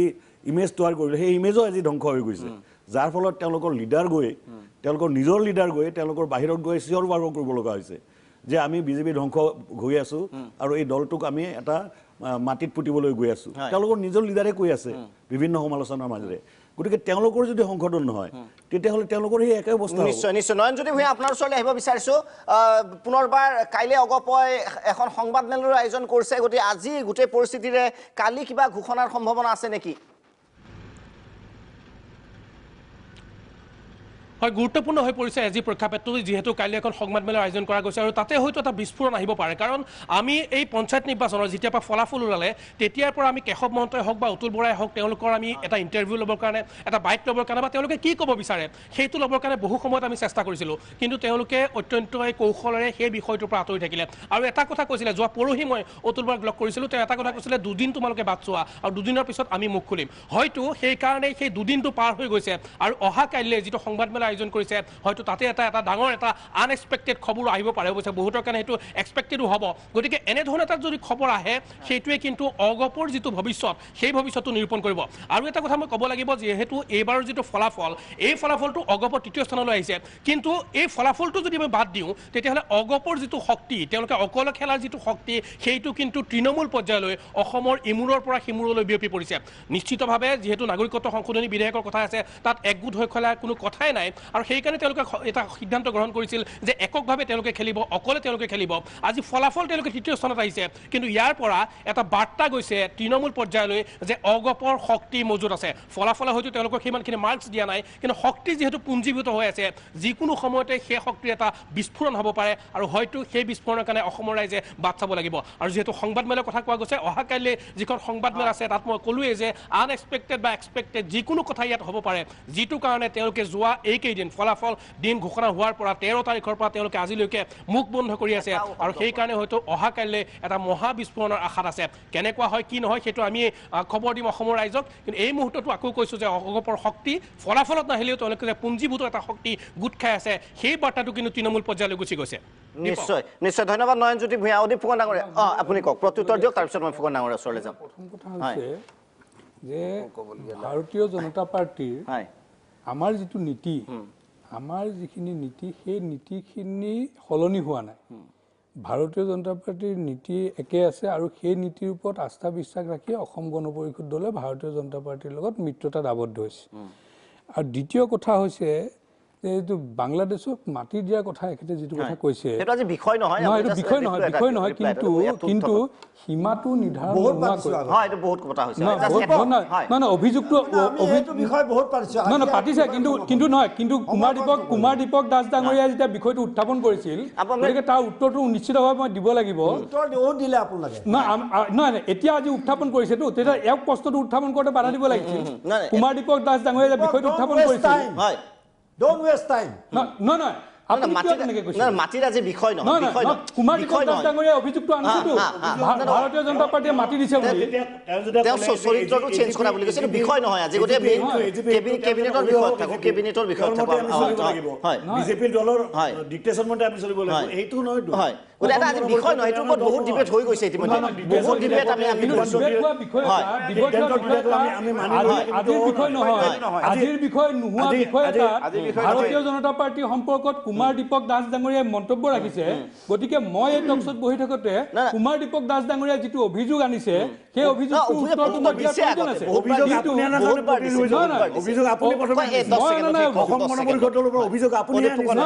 লোৱা নাই এই দ্বন্দ্ব অসম গণ পৰিষদ আৰু বিজেপিৰ যিটো দ্বন্দ্ব মিত্ৰতাৰ মানে সংঘাতপূৰ্ণ মিত্ৰতা সংঘাতপূৰ্ণ মিত্ৰতা এইটো ইয়াত যিটো আমি বক্তব্য ৰাখিছো ইয়াতো কিন্তু দ্বন্দ্ব নহয় এইটো সংঘাতপূৰ্ণ অদীপ ফুকন ডাঙৰীয়া এইটোতো আমি দ্বন্দ্ব কাজিয়া কৰা নাই নহয় ইয়াত কুমাৰ দীপক দাস ডাঙৰীয়াই আচ্ছা যিখিনি মই এই কথালৈ যাব বিচৰা নাই কিন্তু সময়টো আমি ৰাইজে চাই আছে প্ৰথম কথা হ'ল কি অসম গণ পৰিষদৰ ক্ষেত্ৰত আমি আশা কৰোঁ অতুল পৰা এটা শক্তিশালী স্থিতি ল'ব বুলি আমি এতিয়াও আশা কৰোঁ এটাকৈ ডাঙৰ কথা হ'ল সমগ্ৰ ভাৰতবৰ্ষৰ ৰাজনৈতিক দলবিলাকে ভাৰতবৰ্ষৰ অৰ্থনীতিৰ লক্ষ্য ৰাখিছে ভাৰতবৰ্ষৰ অৰ্থনীতি যোৱা 4.5 বছৰ সম্পূৰ্ণ নিম্নগামী হ'ল সম্পূৰ্ণ অৰ্থনীতি ভাঙি গৈছে এই ভয়াৱহ অৱস্থাটো অসমৰ অকল ভালকৈ যদি চোৱা যায় অসমৰ সকলো ক্ষেত্ৰতে এই এটা প্ৰভাৱ পৰিছে সমগ্ৰ অসমৰ অৰ্থনীতি আজি ঠান মান হৈছে আজি চৰকাৰে মুকলিকৈ নক'ব কিন্তু অসম চৰকাৰৰ আজি ফাইনেন্স ডিপাৰ্টমেণ্ট আজি ধাৰাসায়ী হৈ গৈছে এই কথাবিলাকৰ কাৰণে ভাৰতবৰ্ষৰ ৰাষ্ট্ৰ ব্যৱস্থাটো পৰিৱৰ্তনৰ কাৰণে সমগ্ৰ ভাৰতবৰ্ষৰ ৰাজনৈতিক দল লাগি পৰিছে আৰু সেই অংকত আমি যদি চাওঁ তেতিয়াহ'লে এই ভাৰতবৰ্ষত থকা মোদী ডাঙৰীয়াৰ নেতৃত্বত বিজেপি চৰকাৰখনক যদি আঘাত নকৰা নাযায় তেনে ভাৰতবৰ্ষৰ অৰ্থনৈতিক অৱস্থাটোক পৰিৱৰ্তন কৰিব পৰা নাযাব আৰু সেইকাৰণে অসমত সকলো ৰাজ্যতে আঞ্চলিক শক্তিবিলাক ষ্ট্ৰং হ'ব লাগিব আঞ্চলিক শক্তি সদায় ধৰ্ম নিৰপেক্ষ আৰু গণতান্ত্ৰিক আৰু সেইকাৰণে আঞ্চলিক শক্তি শক্তিশালী কৰিব লাগিব আৰু আমি এতিয়াও আশা কৰিছোঁ অতুল বৰাৰ নেতৃত্বত অন্তত অতি সোনকালে এটা শক্তিশালী তেওঁলোকে স্থিতি ল'ব আৰু তেওঁলোকে ভাবিব নালাগে আজি তেওঁলোকে যদি ভাবিছে যে আমি চৰকাৰ থাকিলে আমি কোনো ফাণ্ড নাপাম দলৰ তেওঁলোকে দল আজি 2.5 বছৰ বিজেপিৰ লগত আছে 85 চনৰ পৰা ইয়াত ইমান দিন তেওঁলোকে ৰাইজে তেওঁলোকক সহায় কৰিছে ৰাইজৰ লগত থাকিব আৰু দ্বিতীয় কথাটো হ'ল কি তেওঁলোকে ৰাইজৰ দল সংগ্ৰামৰ মাজেদি অহা দল তেওঁলোকে নিজস্ব অহংকাৰ অসমীয়া জাতীয় অহংকাৰ হিচাপে আঞ্চলিকতাৰ পৰা স্বাভিমান হিচাপে তেওঁলোকে অসমীয়া নেতৃত্ব লওক অসমৰ সমূহ যিবিলাক আঞ্চলিক শক্তি আছে শক্তিক লগত লওক জনগোষ্ঠীক লগত লওক অসমৰ ৰাইজে আজি ৰিজাল্টৰ কাৰণে ভাবিব নালাগে ৰিজাল্ট এইটো আৰম্ভ এইখিনি যিখিনি পঞ্চায়তৰ ৰিজাল্ট হ'ল সেইটো বেছ সেইটো আৰম্ভ হ'ল সেই আৰম্ভক লৈ পেলাই তেওঁলোকে যাত্ৰা আৰম্ভ কৰক আত্মবিশ্বাসৰ প্ৰয়োজন হ'ব আপুনি যিটো কৈছে আত্মবিশ্বাসেৰে নিশ্চয় এটা ল'ব বুলি নিশ্চয় কাইলৈ আকৌ কৈছোঁ যে প্ৰেছ মিট আছে বিৰতিৰ সময় হৈছে বিৰতিৰ পিছত উভতি আহিম বৰঠাকুৰ ডাঙৰীয়া বহু সময় ধৰি বহি আছে আৰু কংগ্ৰেছে দূৰৰ পৰা ৰং চাই আছে গোটেই বিষয়টোৰ তেওঁৰ পৰা প্ৰতিক্ৰিয়া ল'ম বিৰতিৰ পিছত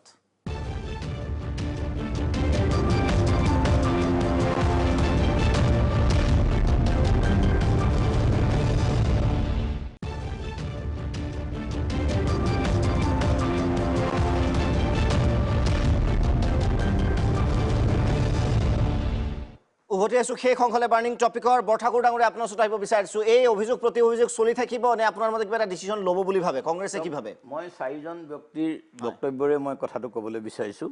কুমাৰ দীপক দাস আমিনুল আৱাল আৰু নয়ন প্ৰতিম ভূঞা আৰু অজিত ভূঞা ডাঙৰীয়া আজি মই সংবাদ মাধ্যমলৈ অহাৰ আগত টিভি চাই থাকোঁতে এটা বস্তু দেখিছিলোঁ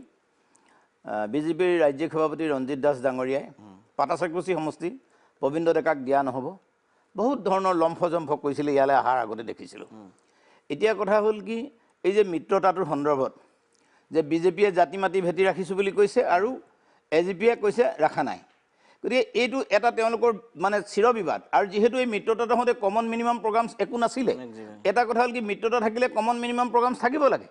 আৰু নয়ন প্ৰতিম ভূঞাই যিটো কথা কৈছে কাইলৈ এইটো এটা বিস্ফোৰণ হ'ব যদি মই কওঁ যে মিত্ৰতা ছেদ হ'ল অসমৰ জনসাধাৰণৰ কাৰণে এইটো বিস্ফোৰণ নহয় কিন্তু মিত্ৰতা থাকিব বুলি যদি কিবা কাৰণে আহে মই ক'ম সেইটোহে বিস্ফোৰণ হ'ব আৰু অজিত ভূঞা ডাঙৰীয়াই যিখিনি কথা ক'লে মই ভাবোঁ যে কংগ্ৰেছ দলে ইয়াত আৰু বেলেগে কিবা ক'বলগীয়া একোৱেই নাই কাৰণ আজি এই 3জন মন্ত্ৰীয়ে এই কেবিনেটখনলৈ অহাৰ আগতেই তেখেতসকলে অসমৰ জনসাধাৰণক এটা উদ্দেশ্যিক কথা ক'ব লাগিছিল আৰু কেবিনেটৰ ওলাই যোৱাৰ পিছতো তেখেতসকলে এটা উদ্দেশ্য ক'ব লাগিছিল কিন্তু সেইকাৰণে মই ভাবোঁ যে আজিৰ তাৰিখত অসম গণ পৰিষদ বুকুচাত উঠিছে নে বিজেপি বুকুচাত উঠিছে যিবোৰ প্ৰশ্ন আছিলে এই নিৰ্বাচনত কিন্তু যে এজিপিহে বিজেপিৰ বুকুচাত উঠিছে এই কথাষাৰ প্ৰতীয়মান হৈছে সেয়েহে যদি আত্মভিমান স্বাভিমান অসম গণ পৰিষদৰ আছে কালিলৈ নালাগে কালিলৈ খালি ঘোষণাহে কৰিব লাগে আজি ৰাতিৰ ভিতৰতে মানে মিত্ৰতা ছেদ হ'ল বুলি কোৱাৰ প্ৰয়োজন আছে নিশ্চয় বিস্ফোৰণ হ'ব মই এখেত বহুত মনে মনে আছিল আৰু তেওঁ ক'লে মই যিটো এক্সপেক্ট কৰিছিলোঁ তেখেতে আজি কংগ্ৰেছৰ এই যে সুবিধাবাদী নীতিটো এই নীতি যদি পৰিত্যাগ নকৰে নহয় আজি ভাৰতবৰ্ষত এটা সুযোগ তেওঁলোকে পাবলৈ গৈছে আজি অসমত এই কংগ্ৰেছী লিডাৰসকলে যি সুযোগ লৈ আছে বিজেপি আজি এই নিৰ্বাচনত এই যিটো নিৰ্বাচন হৈ গ'ল মই শুনক আপুনি কওঁতে মই কোৱা নাই আকৌ এতিয়া এই নিৰ্বাচনত যিটো ৰিজাল্ট এই ৰিজাল্টত এই গোটেই হাৱা কংগ্ৰেছে আজি ইমান ফুলি যে আহিছে অকল বিজেপিৰ সিদ্ধান্তৰ কাৰণে বিজেপি দিয়া প্ৰচাৰৰ কাৰণে আজি কংগ্ৰেছ 1 মিনিট মই আপুনি কওঁতে কোৱা নাই আপুনি ৰিপ্লাই দিব সময় আছে আপোনাৰ কংগ্ৰেছ আৰু এজিপি লগ হৈছে এই হাৱাটোৱে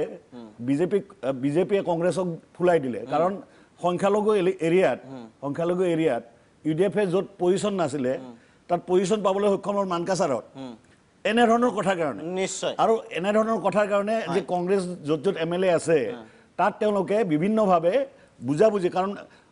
আগত এওঁলোকৰ বহুত লিডাৰৰ এটা সম্পৰ্ক এতিয়াও আছে আৰু কংগ্ৰেছত বহু মানুহ আছে যিবিলাক মানুহৰ লগত এওঁলোকৰ লিডাৰৰ সম্পৰ্ক আছে এই কথাটো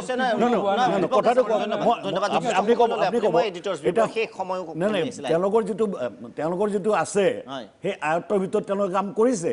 আৰু এইটো কেনেকৈ নিৰ্বাচন খেলে আমিও দুৱা চৰকাৰত আছোতো অপজিশ্যনতো আছো নিৰ্বাচন আমি বহুকেইটা খেলিলোঁ আমাৰো এক্সপিৰিয়েঞ্চ আছে গতিকে আজি কংগ্ৰেছে যিটো সুবিধা ল'বলৈ ৰখি আছে এই সুবিধা ল'বলৈ ৰখি থাকে নাই আৰু সেইকাৰণে আমি সিদ্ধান্ত লোৱাত পলম হৈছে যে আমি লোৱা সিদ্ধান্তত কংগ্ৰেছে লাভ নহয় নিশ্চয় এইটো আপুনি দিলেৰ কাৰণে এক্সপ্লেইন কৰিছে নিশ্চয় কংগ্ৰেছে যাতে এই কথাও আমি বিবেচনা কৰিব লাগিব অজিত কুমাৰ ভূঞা কংগ্ৰেছ উৎফুল্লিত হোৱাৰ দৰকাৰ নাই মই কৈছো যে অভিভাৱকসকলে ৰাখিব নেকি কংগ্ৰেছে সুবিধা পাব না কংগ্ৰেছে অভিভাৱকৰ দৰকাৰ নাই ধন্যবাদ সুবিধা গম পাইছো আপুনি দিলেৰ এক্সপ্লেনেশ্যন হয় কথা বহুত ওলাইছে প্ৰসংগ কিন্তু সময় কমি গৈছে মই সেইকাৰণে খুব চুটিকৈ দুটামান কথা ক'ব খুজিছোঁ বিজেপিয়ে যিটো কৈছে যে নীতি একে আছে সেই কথাটো আৰু এতিয়া ক'বলৈ গ'লে আকৌ এটা এঘণ্টা আমাক লাগিব যে একো নীতি তেওঁলোকৰ যিবোৰ ঘোষণা একোৱেই নাই সম্পূৰ্ণ ওলোটা স্থিতি গ্ৰহণ কৰি তেওঁলোকে গণবিৰোধী অৱস্থান গ্ৰহণ কৰিছে এটা বাক্যত মই কৈছোঁ বিজেপিয়ে আৰু সেইটো কৰাৰ কাৰণে সমগ্ৰ দেশত আজি বিজেপিৰ বিৰুদ্ধে এটা জনমত গঢ়ি উঠিছে আৰু যিটো কৈছে তেওঁ যে আমাৰ কংগ্ৰেছৰ কেনেকৈ উত্থান হ'ল আমি খুব তথ্যৰ ওপৰত কথা কৈছোঁ সেইটো এনেকৈ চাবলৈ বিজেপি কেনেকৈ হ'ল বিজেপিয়ে যোৱা নিৰ্বাচনত লোকসভা নিৰ্বাচনত যিটো ৰিজাল্ট আছিলে বা যোৱা লোকসভাত বা বিধানসভাত কংগ্ৰেছৰ যিটো অৱস্থা হৈছিলে তাৰমানে কংগ্ৰেছ ক্ষমতাৰ পৰা আঁতৰিছিলে বেয়া অৱস্থা হৈছিলে সেইটোৰ পটভূমিতহে তেওঁলোকৰ উত্থানৰ কথাটো কোৱা হৈছে এই কথাটো এটা ভুল মেছেজ যাব পাৰে তেওঁৰ কথাত সেইকাৰণে আমি স্পষ্ট কৰা দৰকাৰ আৰু এটা কথা খুব ওলাইছে যে আৰু ফুকনেও এইটো উল্লেখ কৰিছে ময়ো ক'ব খুজিছোঁ যে ইমান হতাশ হোৱাৰ কোনো কাৰণ নাই কিন্তু এতিয়া দেখিলে নেতাসকলক এনেকুৱা লাগিছে অগপৰ যেন তেওঁলোক খুব হতাশ হৈছে ভাগি পৰিছে কিবা যেন দুৰ্বল হৈছে মই সেইকাৰণে বাৰে বাৰে কেইবাগৰাকীও দেশৰ আঞ্চলিকতাবাদী নেতাৰ মই উদাহৰণ দাঙি ধৰিছোঁ তেওঁলোকে কেনেকৈ কামবেক কৰিছে বা তেওঁলোকৰ কি সন্মান সহকাৰে কিদৰে বিজেপিয়ে তেওঁলোকৰ ভূমিকালৈ লক্ষ্য ৰাখিছে আজি কালি নে পৰহি যিটো মহাজোঁটৰ ষ্টেলিন তামিলনাডু তাত তামিলনাডুত তেওঁলোকে ঘোষণা কৰি দিছে আঞ্চলিক দলে যে ৰাহুল গান্ধী মানে মই এইটো কৈছোঁ যে কি পৰ্যায়লৈকে গৈছে তেওঁলোক গতিকে এই কথাটো চাব লাগিব যে আজি মই অগপক এইটোৱে প্ৰশ্ন কৰিছোঁ যে তেওঁলোকে এই কংগ্ৰেছকৈ থাকিলে নহ'ব আজি কংগ্ৰেছৰ 855জন শ্বহীদৰ কথা হৈছে কিন্তু বিজেপিৰ যিখন আইন আনিছে, বিল আনিছে, নাগৰিকত্ব সংশোধনী বিধেয়ক, সেইখনে গোটেই জাতিটোকে দেখোন নিক্ষেপ কৰিব খুজিছে। এই কথাটো তোমালোকে কৈ আছা, অথচ তোমালোকে কংগ্ৰেছক অস্পৃশ্য কৰি ৰাখিছা। গতিকে মই কৈছোঁ যে সৰ্বভাৰতত যিটো এটা ঠিক কৰি ল'ব লাগিব, মই উত্তৰ বিচৰা নাই। মই খালি অতুল বৰা বা অসম গণ পৰিষদৰ সন্মুখত প্ৰশ্নটো তুলিছোঁ যে প্ৰধান শত্ৰু কোন আজি দেশত। আজি অদীপ ফুকনে অলপ কৈ গৈছে অৰ্থনীতিৰ পৰা প্ৰতিটো দিশত আজি দলৰ ভিতৰত তেওঁলোকৰ বিদ্ৰোহ হৈছে। আৰু কৃষক, শ্ৰমিক, নিবনুৱা যুৱক, এইসকলে মজলীয়া ব্যৱসায়ী সকলোৱে বিজেপিৰ বিৰুদ্ধে অৱস্থান গ্ৰহণ কৰিছে। আৰু তেওঁলোকে ৰাম মন্দিৰ এইবোৰ ইছ্যু কৰি লৈছে, ৰাম মন্দিৰ, অযোধ্যা এইবোৰ ইছ্যু কৰি যে তাৰ বিৰুদ্ধে কিন্তু ৰাইজে ভোট দিছে। তো এই পটভূমিত যিটো দেশত দলে সাম্প্ৰদায়িক ৰাজনীতিৰে ক্ষমতা দখলৰ সপোন দেখিছে, হিন্দু মুছলমানৰ ভাগ কৰিব খুজিছে, অসমত বঙালী অসমীয়া যুদ্ধ লগাব খুজিছে, এনেকুৱা এখন বিধেয়ক আনি জাতিটোক নিষেধ কৰিব খুজিছে। ৰঞ্জিত দাসে আমাৰ ভাষাৰ ভিত্তিত জাতিৰ পৰিচয় নাই বুলি কৈছে, আৰু আজি তেওঁৰ সমষ্টিত কি হৈছে এই কথাটো লুকাই আছে নেকি? তেওঁ নিজৰ সমষ্টিত বিজেপিৰ সভাপতিগৰাকী আজি যিটো অৱস্থা হৈছে সেইটো কি মমিনুল্লাহলে কি বুলি ক'ব আজি সেইটো? গতিকে